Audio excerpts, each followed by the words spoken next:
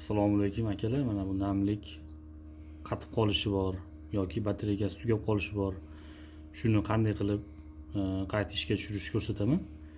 Mana bu orqa tomonda mana bu yerda dimoxodini ochib olib, tashqari setkasini qo'limizda tiqib turib, sekingina buni chiqaramiz.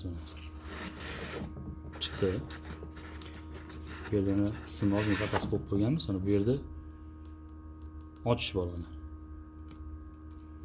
Mana ochish. Ochildi.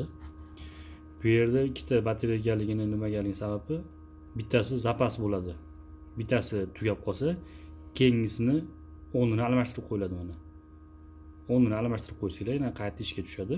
Yangi batareya yana ishga tushadi. Yani 1 yil 2 yil atrofida yana xizmat qiladi. Hozir bu yangi ishlayotgan holati bu. Yopasizlar endi qaytadan mana yopildi. Yana yopib mana bu shu holat ishlaydi. Agarda namligi misol uchun 90 ko'rsatish mumkin. Mana bu katta sifrlik namlik. Mana bu yerga suv kirib ketgan bo'lishi mumkin. Ichiga suv to'lib qolsa va bu namlik 80-90% ko'rsatib qoladi. Shunda fendami biror narsada quritsalar bo'ladi bunchini mana. Namliga suv kirib qoladi. Maydadan suv qo'yayotgan ichiga suv tegib ketib qoladi. Shunaqa qilib fenda quritsalar bo'ladi. Shunda yaxshilaydi mana. Hozircha yaxshi, bu yangi bu.